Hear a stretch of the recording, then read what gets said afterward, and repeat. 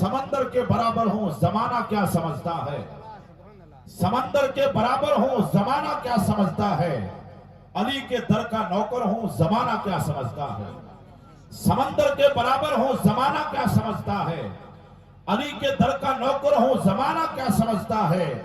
میرے حسین آج بھی اپنی قبر سے آواز دیتے ہیں، ابھی میں زندہ ہوں زمانہ کیا سمجھتا ہے۔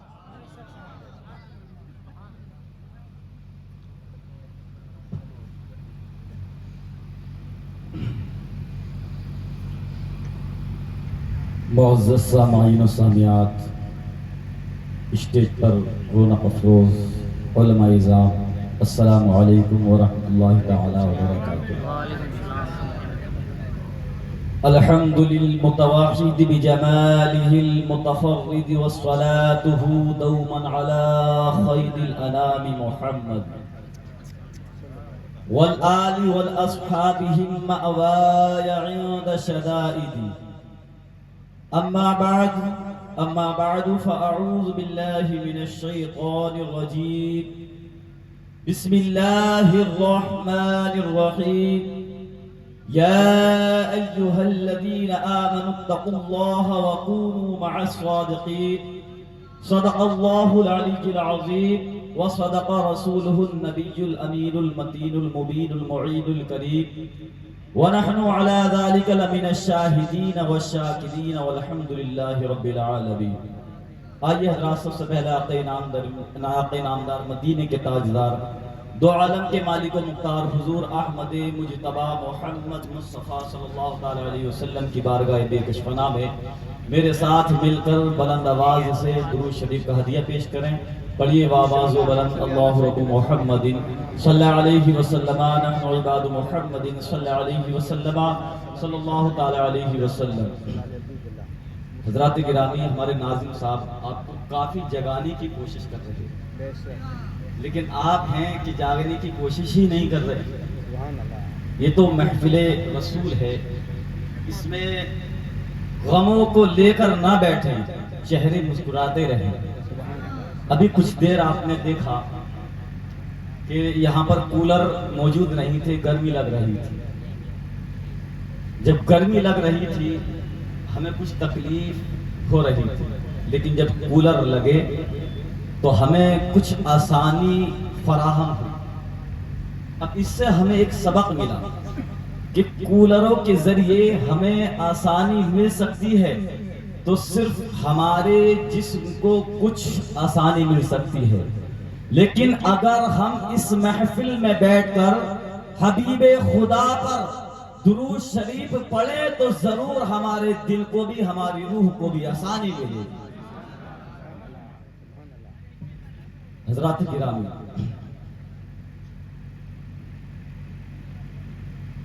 آپ کو ایک چیز سمجھاتا ہوا چلتا ہوں کہ ہر مقرر کا انداز ہوتا ہے درود شریف پڑھواتا ہے، لیکن اس سے پہلے میں سمجھاؤں کہ انسان کو جو غلط اعمال کرے گا دوزخ میں جانا لازم اور ضروری ہے۔ اور اسی طریقے سے اس زمین پر جتنی مکھیاں ہیں وہ ساری کی ساری مکھیاں دوزخ میں جائیں گی، جہنم میں جائیں گی۔ کیوں؟ اس لیے کہ جو دوزخی ہیں، جہنمی ہیں، انہیں تکلیف دینے کے لیے وہ دوزخ میں جائیں گے۔ اور آقا نے ارشاد فرمایا، جس چیز سے انسان کو اس دنیا میں تکلیف محسوس ہوتی ہے وہ چیز اس انسان کو قبر میں تکلیف دینے کے لیے جائے گی۔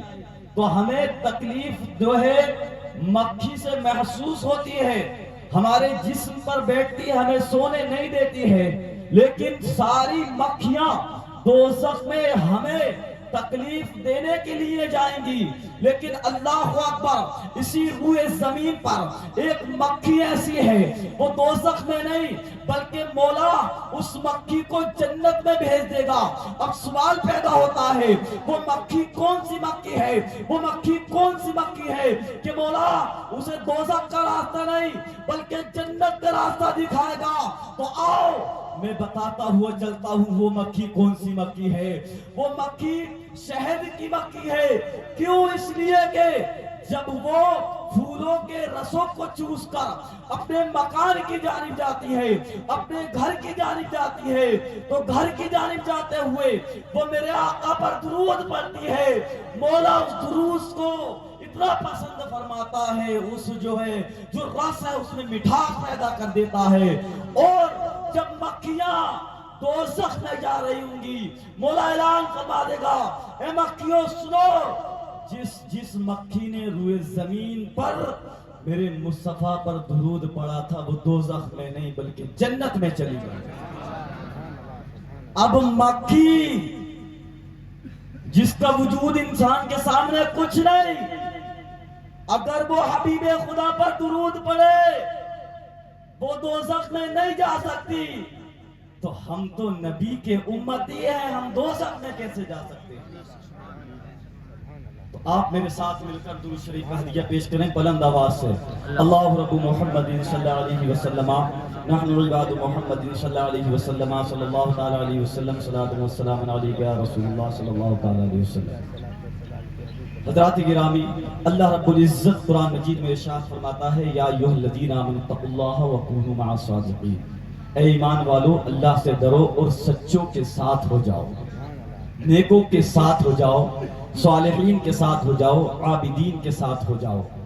اب ہمیں دیکھنا یہ ہے نیک کون ہیں، سچے کون ہیں، عابدین کون ہیں۔ اس سے پہلے ایک آیت اور سمجھاتا ہوا چلتا ہوں۔ اللہ رب العزت نے ارشاد فرمایا، یا ایھا الذین آمنوا اتقوا اللہ وابتغوا الیہ الوسیلہ، اے ایمان والو تم اللہ تک پہنچنے کے لیے وسیلہ تلاش کرو۔ اب جب وسیلے کا مولا حکم دیتا ہے تو ہم جب دیکھیں کہ مولا تک پہنچنے کے لیے ہمیں کسی وسیلے کی ضرورت ہے، ہمیں کسی کے دامن کو پکڑنے کی ضرورت ہے۔ اب انسان وسیلہ بنائے تو کسے بنائے؟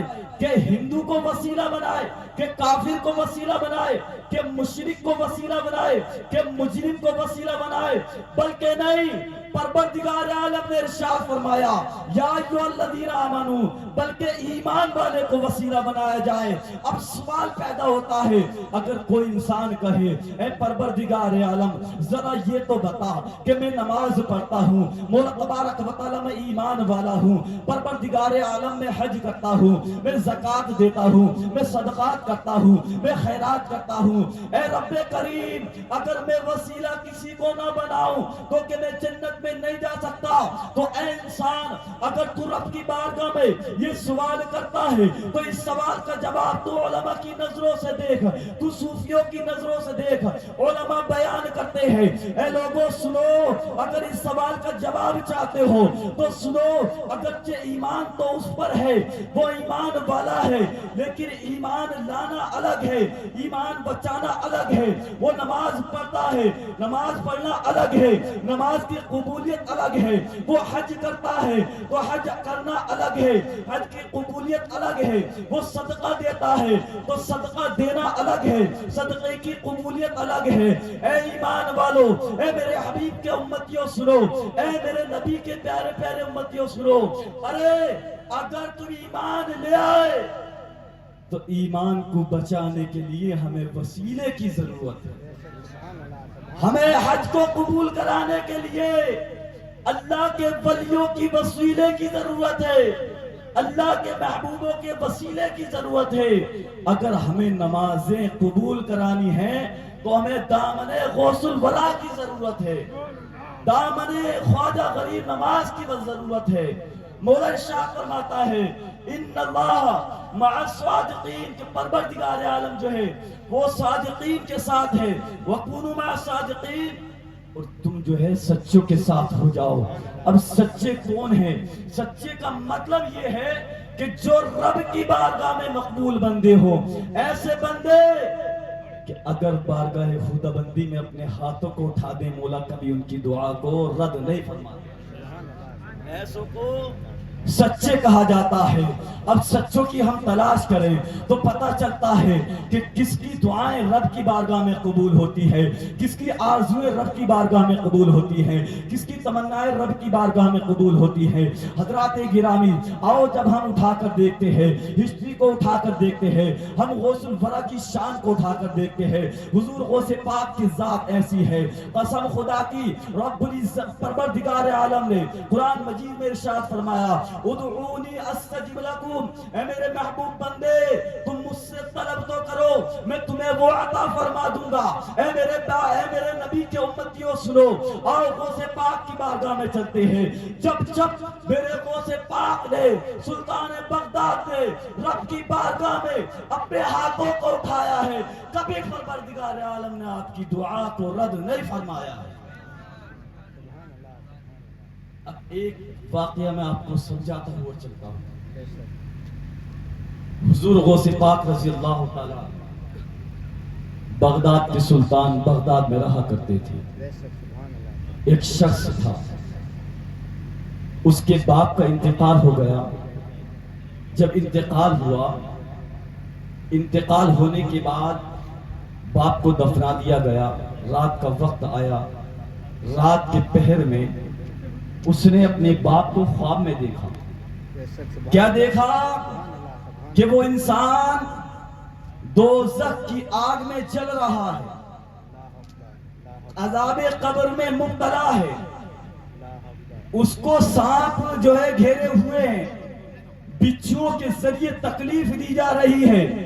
جب باپ کو تکلیف میں دیکھا، عرض کی بابا جان ذرا بتائے تو صحیح آپ کا کیا حال ہے، آپ کو کیوں عذاب میں مبتلا کیا گیا ہے؟ اس باپ نے کہا، اے میرے بیٹے سن، یہ میرے اعمال ایسے تھے کہ جس کی وجہ سے مجھے عذاب جہنم میں مبتلا کیا گیا ہے۔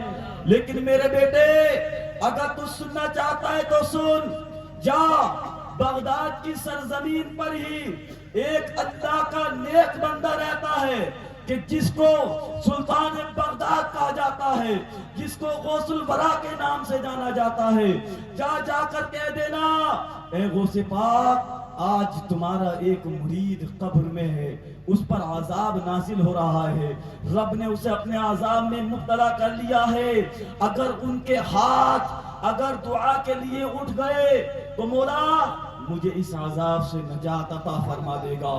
جیسے وہ شخص گیا، جب حضور غوث پاک کی بارگاہ میں پہنچا، حضور غوث پاک کی بارگاہ میں اس نے عرض کی، اے غوث پاک آج میں نے خواب دیکھا ہے، میرا باپ عذاب قبر میں مبتلا ہے، اسے قبر میں آگ میں ڈال دیا گیا ہے، عذاب قبر اس کو گھیرے ہوئے ہے۔ اے میرے غوث پاک اگر سننا چاہتے ہو تو سنو، میرے باپ کی آرزو یہ ہے، میرے باپ کی تمنا یہ ہے کہ آج تم پروردگار عالم کی بارگاہ میں اپنے ہاتھوں کو اٹھاؤ تاکہ مولا تبارک و تعالی میرے باپ کے گناہوں کو بخش دے۔ حضور غوث پاک نے اسی کے سامنے اپنے ہاتھوں کو اٹھایا، عرض کی مولا تبارک و تعالی آج میرا ایک مرید عذاب قبر میں مبتلا ہے، پروردگار عالم تو اس عذاب سے اس کو نجات عطا فرما دے۔ جب وقت آیا عذاب کا، جب وقت آیا اب یہ لڑکا جو ہے گھر چلا گیا، رات کا جب دوسری رات کا پہر آیا، اس نے پھر اپنے باپ کو خواب میں دیکھا۔ کیا دیکھا جاتا ہے کہ جب خواب میں دیکھا کہ باپ جو ہے نعرہ تکبیر، نعرہ رسالت، نعرہ رسالت، علماء اہل سنت، نعرہ تکبیر، نعرہ رسالت۔ ماشاءاللہ آپ حضرات علماء اعظام کے چہرے کی زیارت کرتے رہیں، درود شریف پڑھ لیں۔ اللہ رب محمد صلی اللہ علیہ وسلم، نحن عباد محمد صلی اللہ علیہ وسلم، صلی اللہ تعالی علیہ وسلم۔ تو حضرات گرامی جب دوسری رات اس نے خواب میں دیکھا کہ باپ دوزخ کے عذاب میں نہیں بلکہ جنت کی کیاریوں میں ٹہر رہا تھا، جنت کے باغات میں ٹہر رہا تھا، عمدہ عمدہ نعمتیں رب کی کھا رہا تھا۔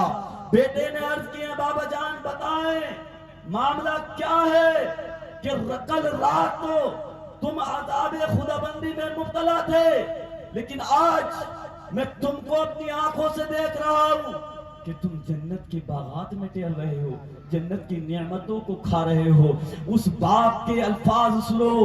باپ نے کہا اے میرے بیٹے سن، اگر سننا چاہتا ہے تو سن کہ اس رب کو گواہ بنا کر میں اس چیز کا اعلان کرتا ہوں کہ ہاں مجھے عذاب قبر میں مبتلا کیا گیا تھا، عذاب قبر میں ڈالا گیا تھا، لیکن بیٹے سن کہ جس وقت بغداد کی سرزمین سے سلطان بغداد کے ہاتھ بارگاہ خدا بندی میں اٹھے تھے، ادھر انہوں نے ہاتھوں کو اٹھایا تھا، مولا تبارک و تعالی نے ادھر میرے گناہوں کو معاف فرما دیا۔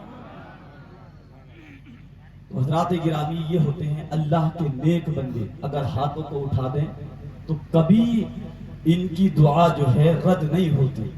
تو ہمیں اپنے آپ کو ان سے وابستہ کرنا ضروری ہے، ان کے دامن کو پکڑنا ضروری ہے، اللہ کے نیک بندوں کی بارگاہ میں جانا ضروری ہے۔ ایک چھوٹا سا مختصر سا بات ہے، بالکل لاسٹ میں آپ کو سمجھاتا ہوا چلتا ہوں کہ اللہ کے جو ولی ہوتے ہیں، ان ولیوں کی دعائیں لینا ہمارے لیے لازم و ضروری ہے۔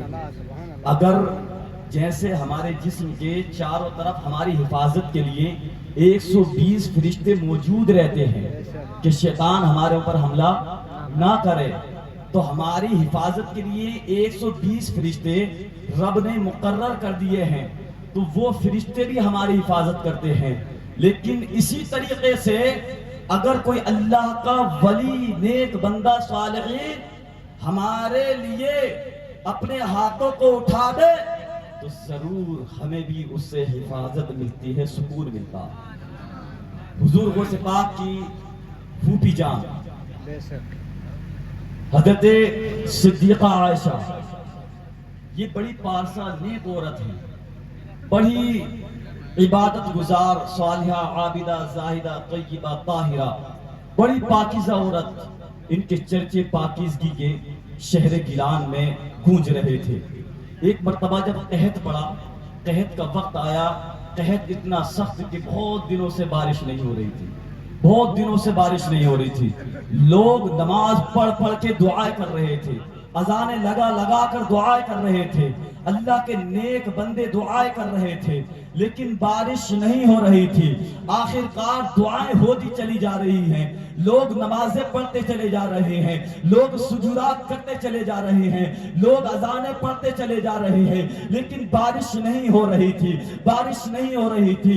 قحط پڑتا چلا جا رہا ہے، لوگ پریشان ہیں، اب کیا جائے تو کیا کیا جائے، اس پریشانی سے کیسے چھٹکارا حاصل کیا جائے۔ اللہ اکبر، دعائیں ہوتی رہی لیکن دعا قبول نہیں ہو رہی تھی۔ کچھ اللہ کے نیک بندوں کی بارگاہ میں جو ہے گیلان کے لوگ چلے اور جا کر عرض کرنے لگے، اے اللہ کے نیک بندو، چلو سنو سنو، آج اسی گیلان کی زمین پر حضور غوث پاک کی پھوپھی ذات رہتی ہے، چلو ان کی بارگاہ میں چلتے ہیں، ہو سکتا ہے کہ پروردگار عالم ان کی دعا کو قبول کر لے، ہمارے اوپر سے یہ قحط ہٹا دے۔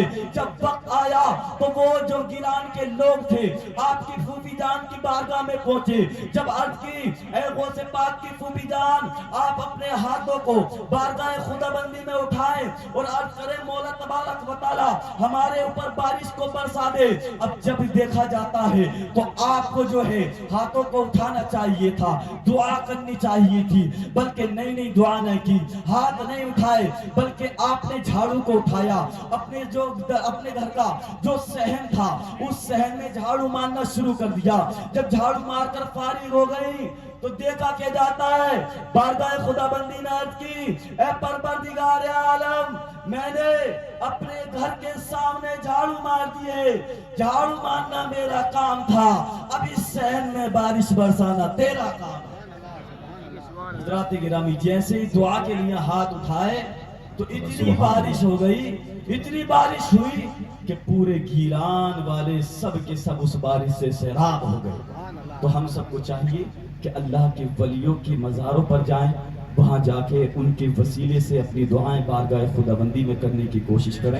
مولا تبارک و تعالیٰ سے دعا ہے کہ پروردگار عالم ہم سب کو نیک اعمال کرنے کی توفیق عطا فرمائے، گناہ صغائر و کبائر سے بچنے کی توفیق عطا فرمائے۔ اپنی زندگی میں جو ہم نے گناہ کیے ہیں مولا تبارک و تعالیٰ ان تمام گناہوں سے ہم سب کو توبہ کرنے کی توفیق عطا فرمائے، اور جن گناہ سے ہم نے توبہ کی ہے پروردگار عالم ان گناہوں پر ہم سب کو ہر وقت نادم اور شرمندہ رہنے کی توفیق عطا فرمائے۔ میرے ساتھ مل کر کلمہ طیبہ پڑھ لیجئے، لا الہ الا اللہ